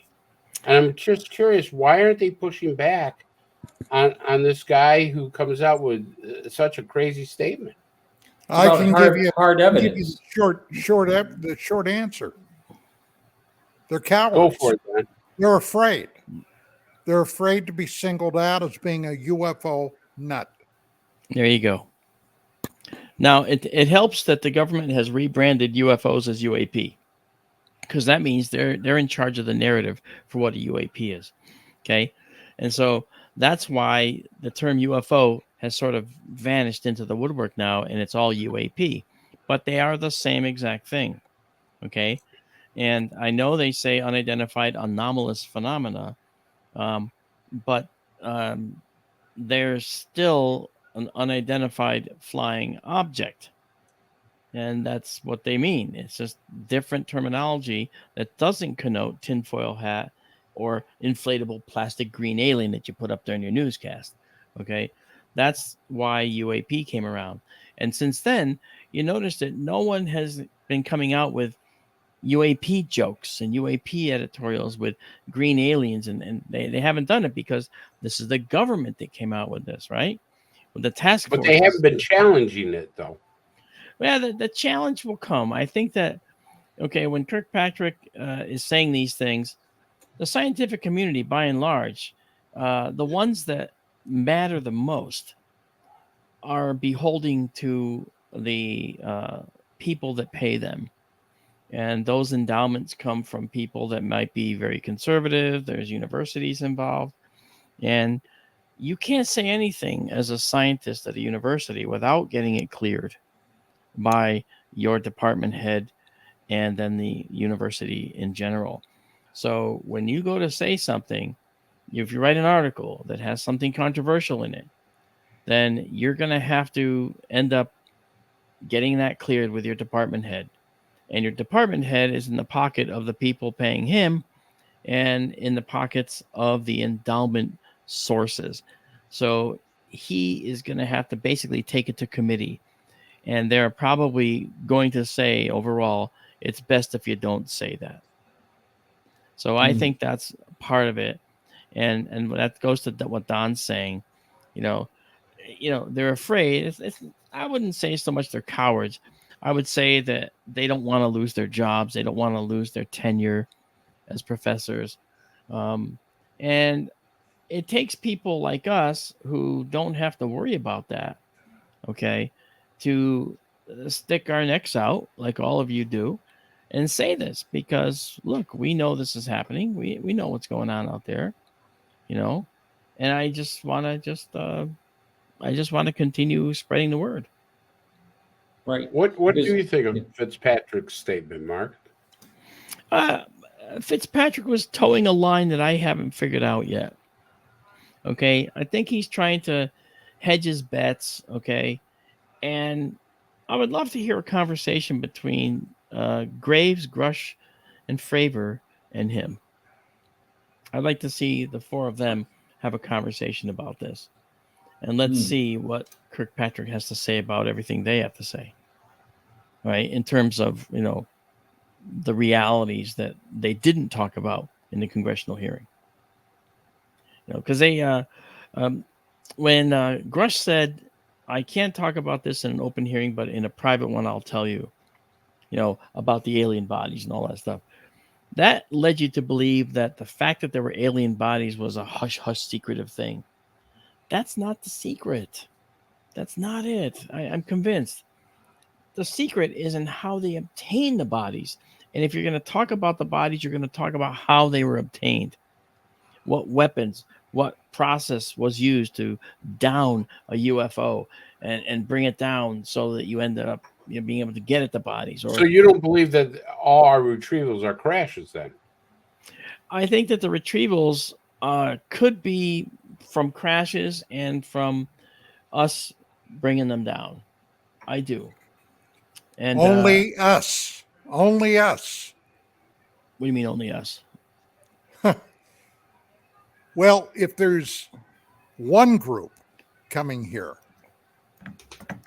then over the years that I've been involved, going back to the late 80s, I've heard there are numerous more groups that have come by.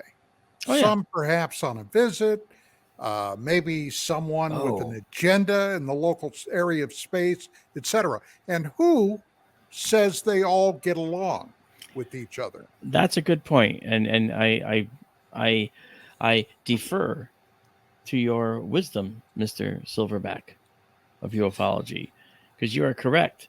Who's to say that another group might not be at odds with one particular group?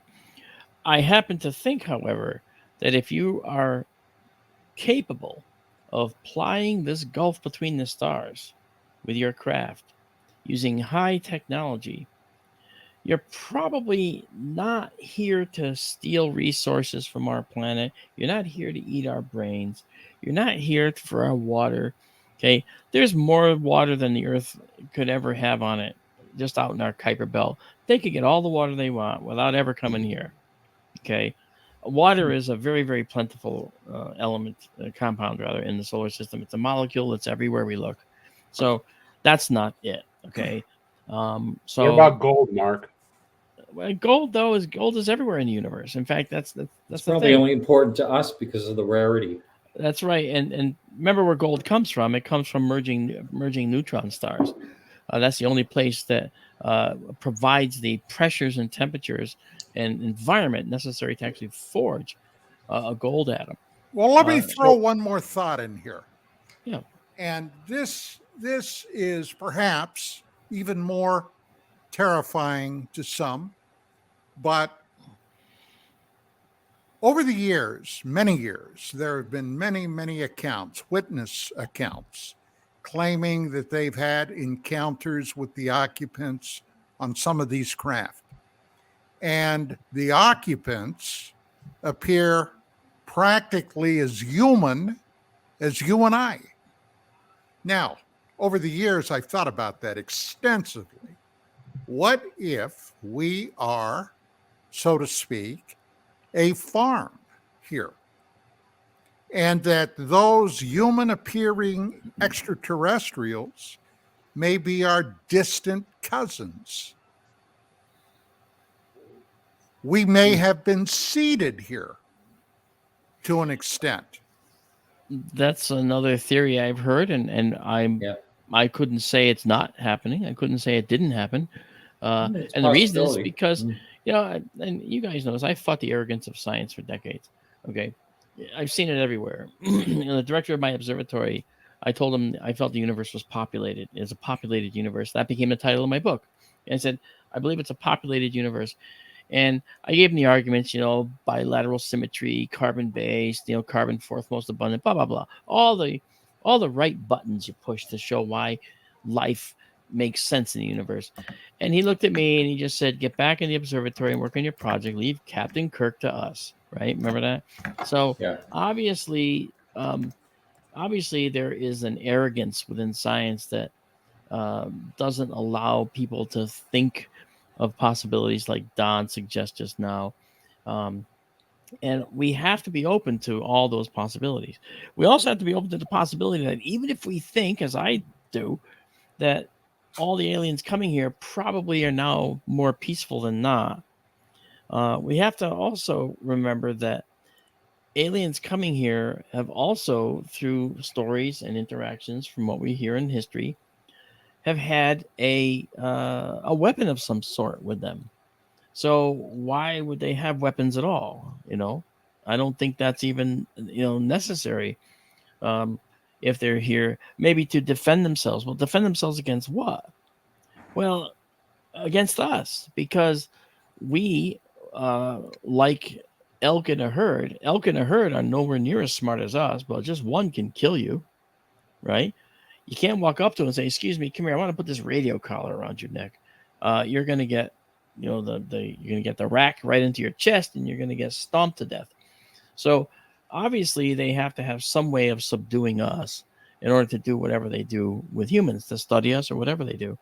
And so they have to have weapons, so to speak, whether they're neural paralyzing weapons or whatever, ways to make us see things that aren't there. We have been investigating that now, because our brains are actually very interesting organs. And I think that there's a lot of interest, both in the medical community and beyond, to figuring out how the brain works to the extent where we would like to eventually put memories into our brains. Star Trek had an episode called Spock's Brain, and there was this thing called the Teacher that Dr. McCoy would wear, and the helmet would impart all this vast knowledge into his brain, and then he could operate on Spock's brain like nothing. Well, that looks like science fiction, but it's actually something that we are working on. We are trying to do that. In fact, I saw it the other day. An implant put into the brain to allow people that are paralyzed to actually use just their eyes to navigate and surf the internet and do their emails. And they're paralyzed. They can't move. Saw something like that. Yeah. Yeah. And it's Elon Musk put the first implant, I believe, right? He's already I think he had done something that. to do with it. Yeah. And it's a stent thing that opens up, and it goes in through a catheterization through veins, okay, and opens up inside the vein, doesn't interfere with the vein or the artery, and it then proceeds to relay signals. That's the first step. The next step is in us being able to have implants in our heads that allow us to do like surfing the internet, making phone calls, doing all the things we do with our phones. That's going to be up here eventually. It's going to be in the back of our head, maybe in the occipital lobe, where not too much might be going on, and they can just stick an implant in there, and people will have subcutaneous touch points on their bodies that allow them to connect with certain parts of their phone and just say what they want or even think what they want. I mean, I know that seems like science fiction, right? But I write about this in the book. I mean, this is stuff that's coming. Replicators. This will happen. I do believe this type of stuff will happen. Yeah, replicators are coming, like in Star Trek. That's coming. What's this bottle made of? Well, it's a carbon-based bottle that's made of plastics. Okay, we can identify the molecules that make it up, and we can actually just assemble the right molecules in the right configuration to make bottles, to make phones, to make UFO models that are really cool. Hey, speaking of those little models, where do you get those? Marc D'Antonio makes those. Yeah, we make these. These are our History Makers series in ufology. Hold that up to the camera. I'm doing a plug for you. Let's do a plug. Oh, that's okay. We make currently we make the Belgian Triangle, the Heflin Saucer, and the S4 UFO, which is this guy right here. That's the S4. Are you talking about the Bob Lazar one? Oh yeah, this is the one that I use this one a lot because this is the quintessential flying saucer. And the methodology that I think they use to travel is by traveling not in our 4 dimensions of X, Y, Z moving through time, but by slipping into the 5th dimension and traveling dimensionally. And to do that, they need to generate particles that are called Kaluza-Klein gravitons. And those gravitons would surround the ship and pull them into the 5th dimension. Now, to do that, you require a particle accelerator, which is why ships are round, because there's an outer ring, a particle accelerator, accelerating the particles, generating the particles. The occupants are safe in the center, shielded from synchrotron radiation that you get from particles moving in a curve. They generate radiation out in all directions, but the center can be shielded. And that's why, for instance, people get burned when they say they got burned, radiation burns when they get too near a UFO. That's a synchrotron radiation burns they're getting. All right. And so these things can literally go from here to here without traveling the distance between, because they punch out of the 4 dimensions, go to the 5th, and reappear exactly here. And so they make these discrete jumps. You know that I was going to do this, right? Yes, I know. That's correct. That's correct. I can't not do it. Weren't those the 4 gravitons? Yeah. So the bottom line is that, that kind of motion, it's like discrete pops. And that's why they're not affected by the air. That's why they're not affected by the water, because they're neither here nor there for a very long period of time. And the reason is because they're oscillating back and forth between this 5th and 4th dimension. They're doing this all the time, and that constant frequency that they're using, that they're doing that with, is what keeps them safe from the pressure of the water or sonic booms in the air when they're doing discrete pops to the next position. And to them in the UFO, they don't feel anything. They feel like we all feel right here. They shift into the 5th, shift back to the 4 dimensions. And only if they shift into like in front of a semi truck would they get hit. But they're good cartographers. They know all the entry points. That's what makes them so special. Mark, this would be a good argument for a topic that comes up when someone tries to really think about, space travel. And let's say they are coming from 4 light years away, and they're coming here, or 500 light years away. They would have to go at such a speed that if they hit a small particle that was free floating in space, unless their spacecraft was made of something really, really strong, it would be a problem. And I guess that would skirt around idea would skirt around the idea of them running in and colliding with debris. I have to be fair. It's not my idea. This idea came from Bob Schroeder, a good friend of mine. Yeah. Okay, Solving the UFO Enigma. You probably have the book. I have the book. Okay, yeah. I have 2 copies of the book. And I know Bob personally. I've talked to him a lot about this. In fact, just a week or 2 ago, I was talking to him. And this process would eliminate, like the Alcubierre drive, which came out in 1994. Okay, Miguel Alcubierre came up with this, the warp drive, as it's been called. And that would bend space, but you are traveling the distance through it. So, but you're moving at an extremely fast rate of speed, so to speak, but you're not quite in the space that we occupy, the 4 dimensions. So you are traveling a little bit out of it, but you're warping so that you bend space so that you bring it closer to you. And then when you unbend it, you're there, but you travel the distance between. You get a lot of high energy particles building up on your windshield in that scenario, like bugs on a windshield. And when you stop, they all come off. And in the terms that we're talking about with a space traveling ship, that's energy that's building up on the ship. And when you stop, it just goes off in such an extremely violent way that you'd go to Proxima Centauri and see a whole burgeoning civilization, ships everywhere. Oh my gosh, look at all these robotic ships everywhere. And look at this inhabitants. As you come to a stop, boom, they all get wiped out. And you got to look at each other and say, yeah, let's tell them we didn't see anything. Yeah, we didn't see a thing. We'll go home, So yes, speaking of that, another thing about hyperspace drive, in any way you want to put it, is the stopping. I mean, if they're going at such a high speed to go into one location, they have to put the brakes on way in advance. I mean, they're going at such a high speed. Well, that's just what? Yeah, sorry, you're thinking in the 4 dimensions. I know I am. That's what I'm talking about. That's why I'm arguing in your side that maybe your side makes more sense, and because of that as well. Yeah, but Martin, why couldn't travel be done by interdimensional? That's. I mean, definitely that seemed to be the word flavor of the month when a congresswoman came out and said Grush, when they got their private briefing, said he never mentioned the word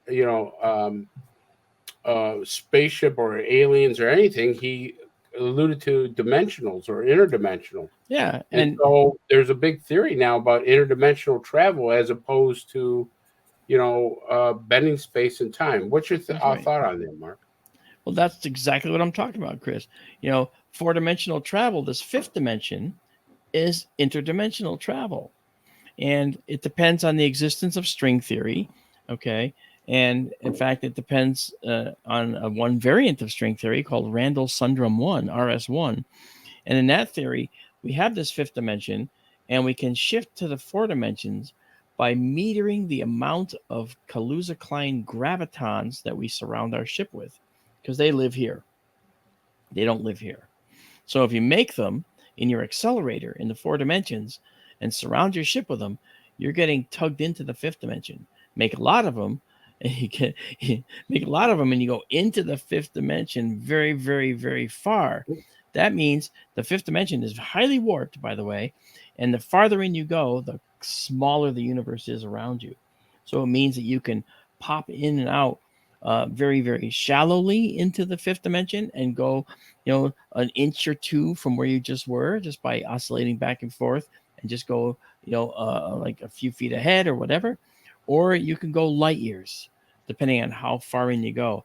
And by the way, to create those particles in this saucer, which has an outer ring, which I believe is a particle accelerator, you need to make a particle accelerator that's the size of your saucer. And that's the kind of thing that Lawrence Livermore is working on with fusion right now. This leads to amazing things. Now, over at CERN, the Large Hadron Collider, which everybody is always thinking about, the LHC, what are they doing now? Well, the LHC has a detector that's on it called the Atlas detector. It's one of the detectors to detect certain particles that are made in these processes of accelerating protons at very, very high speed and seeing what comes out from the collisions. One of the things they're looking for is a very interesting particle called the Kaluza-Klein graviton. They're looking for them. This isn't science fiction anymore, folks. This is now potentially future science with potential interstellar travel at our doorstep, and we don't even really see it yet. Isn't that incredible? And this is CERN. Is there talk about a teleportation, that we've actually took molecules and teleport them, or is that just garbage? No, that's actually, I think, a confusion with something called quantum entanglement, Chris. Here's how that works. Okay, and I think that the human brain can be entangled too. Okay, and I'll tell you how that works. I sort of show that at the larger lectures when I talk, because I get the audience to participate, and they all find out that, hey, it's true. Well, okay, at the quantum level, consider the lowly electron. It's a fundamental particle. Hydrogen has a proton, it has one electron, and the electron's in this orbital cloud around the proton, right? We know the hydrogen atom. So that electron has a characteristic called spin. It can be spin up or spin down. Okay. So now let's suppose we have a block of material. We separate it out, and we take the one half, we move it 5 miles away into a laboratory, and we check its electrons, and we see that its electrons are all spin up. Okay. We know, without even measuring the other electrons in the other laboratory, that those electrons are all spin down. We don't even have to measure them. But if we do, we find out they're spin down. Now, here's the thing. And that's what Einstein called spooky action at a distance, in a sense. Because now, let's suppose we take those electrons and we make them go from spin down to spin up. Okay? The other ones go the opposite way, and they could be light years apart. That's the spooky action. How is that even possible? That's what quantum entanglement is, in a sense. So it means that if there's quantum entanglement out there, this adds a whole nother realm of understanding that we have yet to really dive into. Okay. If Einstein was calling it spooky action at a distance, it means spooky action because we haven't got a clue as to how it's really operating. There has to be some type of tether connecting distant parts of space to other parts of space. And this goes to the experiment I did. It was at Ozark, actually, a couple years ago, Martin. We had like 750 people in the audience. And I went out there and I said, before I get started, I just want to ask, this is before the cameras were rolling. I said, before I get started, how many of you have thought of a friend you haven't talked to in years? And boom, the phone rings and it's that friend. Every hand went up. That's right. Every I saw hand. you did. Yeah. And they all laughed. Ha ha, that's hilarious. I said, science would say that you're just witnessing a coincidence. And they just laughed heartily. And it's like, here's what's really going on. I think, I don't know this for sure. I'm certainly not a neurologist, but neurologists, I think, have a lot to learn. Okay. If we look at the brain, your brain, my brain, the brains of all the people on the planet, save a few of the weird people that do really bad things, okay, or have deformed brains. Our brains are all pretty much the same, okay?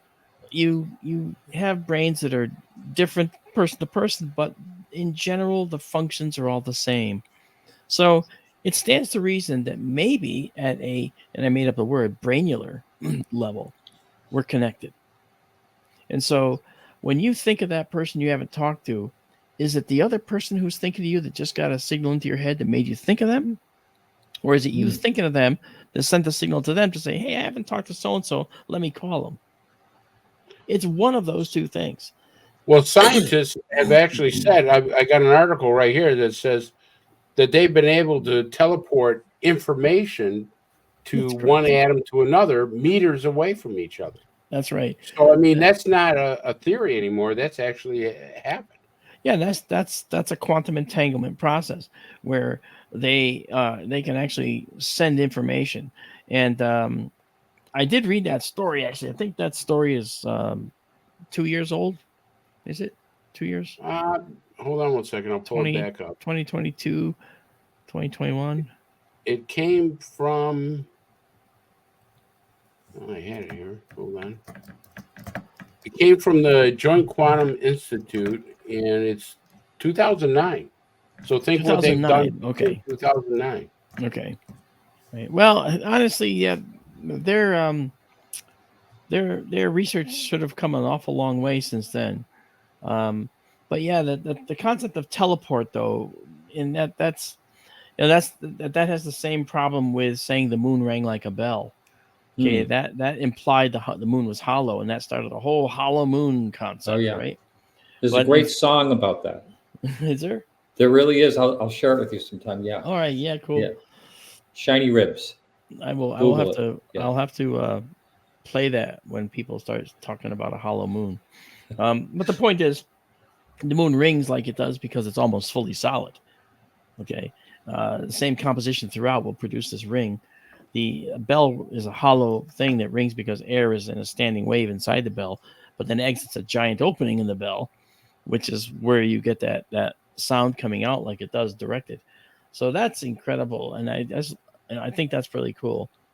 I'm going to look up that 2009 teleportation article, Chris, because I want to find that data and make sure that I'm not speaking out of turn here about the quantum entanglement. I don't think you're speaking out of turn, but it's from the Joint Quantum Institute. Okay. And, they're pretty specific. I mean, they're not saying this is a theory. They're actually saying that scientists have successfully teleported information between two separate atoms. But I've also heard the military have what they call behavioral weapons, which also goes back to the theory from crash retrievals. What equipment or what science did we start developing from possibly these UFO crashes? One of the things they started working on, the Livermore lab has, I know the Loomis lab in Hudson Valley was working on this. And so the idea was to affect brain waves, maybe to cause hallucinations, or to actually mechanically make you your muscles work in different ways. And they've also made great advances on that too, for, like you said, people who are paralyzed. Yeah, I found your article, by the way. Thank you. I have to say that we're all talking about science that we don't yet fully understand. It hasn't been fleshed out, so it's all speculation. Other than your article, of course, the article's real. And I know what you're talking about, teleporting information through going through a medium like air or water or electrical cables. Yeah, and it has to do with electron spin. and that is actually the quantum entanglement, probably where they discovered the quantum entanglement. All right, in that particular, that before they actually called it that, I think that's probably what that was. Very interesting stuff, to me. And like I said, we're just infants in the universe, guys. Right? I mean, we're just infants. We're still constrained to this shell that with skin and stuff. Eventually we might be energy beings. But I do find it to be interesting. I like the concepts, and I do know that the motion and the movement of unidentified aerial phenomena, okay, is probably done through this process I was mentioning with the 4-dimension, 5th-dimension shifting. Okay, that process is the only one that would allow them to be here quickly, and it's something that actually is not really as outrageous as it sounds, right? Because I forget which physicist did a calculation, but he calculated if you go from here, okay, which is in our 4 dimensions, Earth, travel into the 5th dimension and get to Alpha Centauri, it might take you a total time of 20 minutes to actually get there using this process. Now, that's actually considerably slow if you're going to travel millions of light years.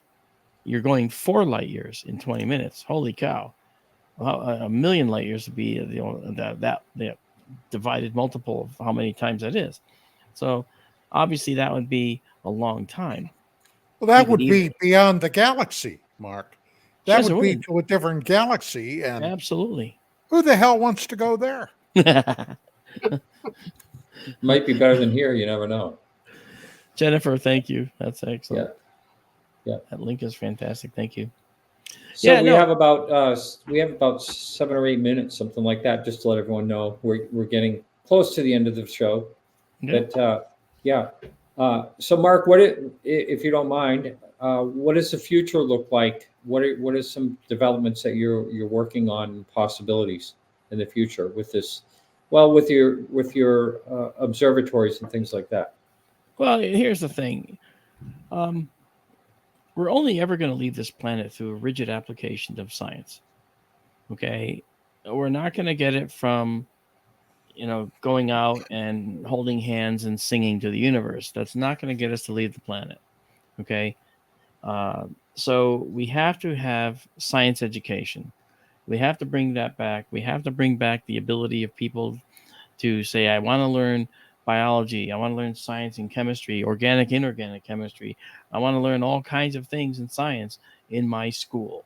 I want to learn that in my college. I want to go into a career of this, and I want advancement. I want opportunity. So to do all that, my tiny, tiny little contribution is that I'm bringing people into science. And so SkyTour's mission is to show people the universe in ways they've never seen before, but in a way that gets them interested in being part of it. And so our current observatory in the desert is wonderful. The second one we're putting in Benson, we broke ground a couple months ago. And we're going to do a third one out here right out in front here again. I had one out in the front yard here for years, and I had an actual dome on my front lawn, and people were like, stopping and taking pictures. What's that thing? Looks like Stuart Dominion, So I actually decorated it as Stuart Dominion for a Halloween one time, and boy, oh boy, that got everywhere. So the telescope dome here I sold because I had to, I outgrew it. So I'm going to be putting in a solar observatory here. We're going to be studying the sun from Connecticut and the universe from Arizona, deep in the sky. And then we're also, and this is of course contingent on funding, or grants or whatever. We want to create a mobile observatory, and we want to take it all over the country to big cities and show people the night sky over their heads that they don't realize is really up there. because we can cut through all the light pollution with our telescopes and our filters that we use. And we can show them amazing, miraculous sights up there that might otherwise be invisible for all their lives. So that's what we're going to do. And we also are giving away telescopes and binoculars. Our streams, thanks to one of our guys that works at SpaceX. He's a contributor to SkyTour. He's an official volunteer, actually, and he and his girlfriend are personally, with their own money, buying telescopes and binoculars and giving them to us to give away. How about that? I'm right.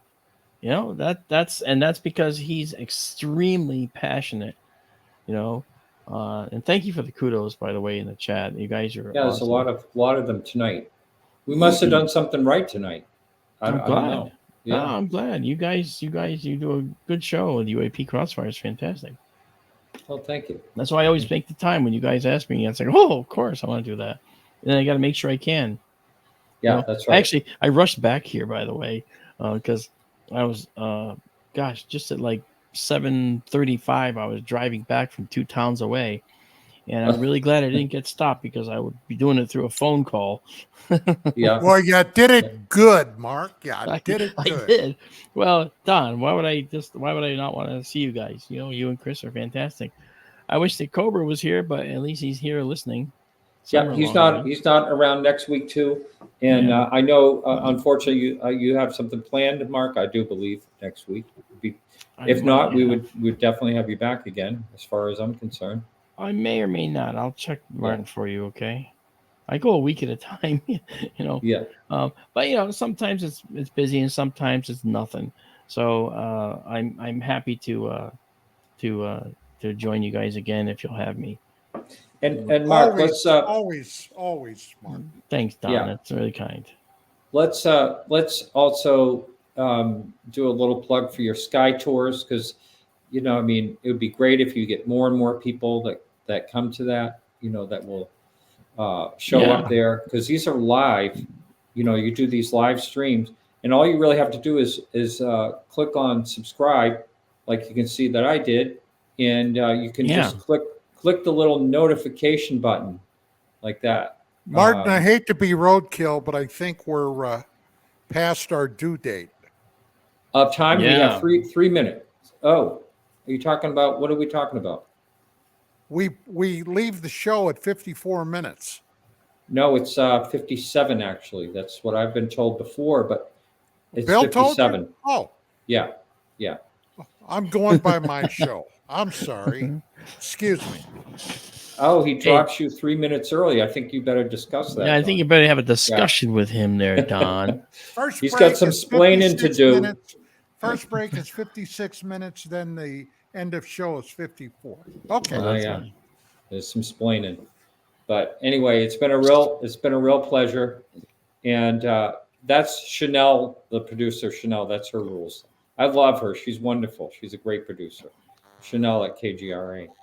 And Bill's not too shabby himself. So we are right up against the edge right here. Bill, why don't you take us out? Thank you all, everyone. And we'll see you soon. Don't forget to go over to Sky Tours.